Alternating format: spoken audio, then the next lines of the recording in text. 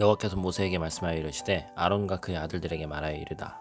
속죄제의 규례는 이러하니라. 속죄제 제물은 지극히 거룩하니 여호와 앞 번제물을 잡는 곳에서 그 속죄제의 제물을 잡을 것이요 죄를 위하여 제사 드리는 제사장이 그것을 먹되 곧 회막들 거룩한 곳에서 먹을 것이며 그 고기에 접촉하는 모든 자는 거룩할 것이며 그 피가 어떤 옷에든지 묻었으면 묻은 그곳을 거룩한 곳에서 빨 것이요 그 고기를 토기에 삶았으면 그 그릇을 깨뜨릴 것이요 유기에 삶았으면 그 그릇을 닫고 물에 씻을 것이며 제사장의 남자는 모두 그것을 먹을지니 그것은 지극히 거룩하니라.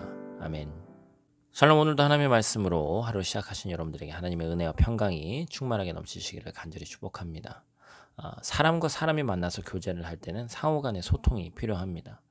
내가 원하는 말만 계속하고 상대방의 말을 듣지 않으면 대화가 진행이 되지 않고 또 더 나아가서 깊은 관계가 맺어질 수 없겠죠. 내가 생각이 없는 것은 아니지만 상대방을 행복하게 해주기 위해서 서로 맞춰주는 것이 필요하죠.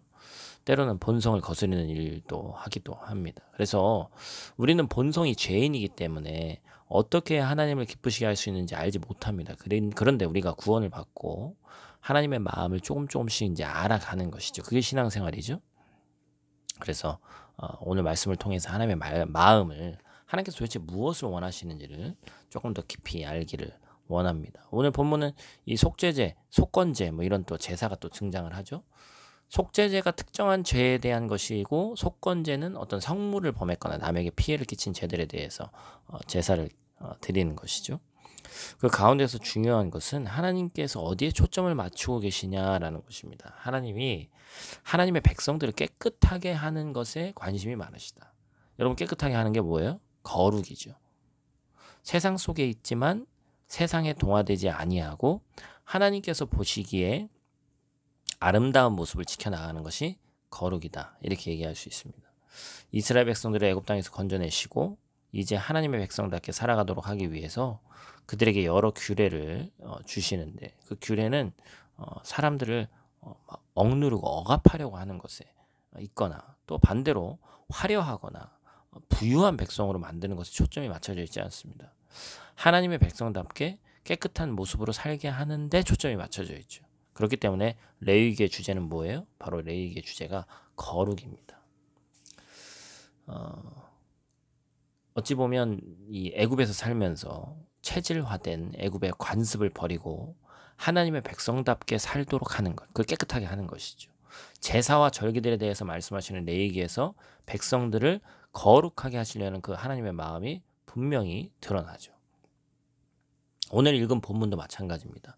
25절 말씀 계속해서 거룩하다라고 얘기하고 있고 또 29절 말씀 또 거룩하다고 계속해서 반복하고 있어요. 레위기에 나오는 여러 규례들을 하나님께서 하나님의 백성을 올가매는 것이 아니라 자유함을 주시기 위해서 하나님 안에서 참 평강을 누리게 하기 위해서 그래서 그 규례들을 지킬 때 하나님의 백성이 누리는 복은 거룩해지는 것이다. 더 쉽게 표현하면 하나님의 성품을 닮아가는 것이고 깨끗해지는 것입니다. 그래서 하나님께서 주신 모든 명령을 따라가다 보면 자연스럽게 이르게 되는 목적지가 바로 거룩인 거예요. 그래서 이것은 과거 몇천 년 전에 있었던 이스라엘 백성들에게 속하는 그런 내용이 아니라 오늘날에도 동일하게 우리에게 적용되는 것이죠. 그리고 또 오늘날도 동일하게 하나님이 우리에게 이스라엘 백성들처럼 원하시는 것이죠. 이스라엘 백성들의 피해 제사를 받으신 하나님께서 예수 그리스도의 보혈의 능력으로 우리를 구원하셨습니다. 예수님께서 십자가에서 피 흘려 죽으심으로 우리가 동물을 끌고 오지 않아도 동물을 우리 손으로 조각내서 하나님께 드리지 않아도 예수 그리스도께서 우리를 위해서 십자가에 달려 돌아가셨다는 그 놀라운 사실을 믿기만 하면 우리를 하나님의 자녀가 되는 그런 권세를 주셨다는 것이죠. 그리고 그렇게 구원받은 백성들에게 하나님께서 원하시는 것은 결국엔 거룩이다. 그래서 에베소서 1장 4절은 뭐라고 얘기하고 있습니까? 곧 창세 전에 그리스도 안에서 우리를 택하사 우리로 사랑 안에서 그 앞에 거룩하고 흠이 없게 하시려고. 이게 하나님의 목적이에요. 말씀을 마무리합니다. 하나님께서 우리에게 원하시는 것은 거룩이라는 사실을 오늘 잊지 않기를 원합니다. 그리고 우리를 거룩하게 하셔서 우리와 계속해서 관계를 맺으시고 우리는 하나님의 자녀들로서 그 하나님의 마음을 알아 우리도 거룩하게 살고자 발버둥 쳐야 된다는 것이죠.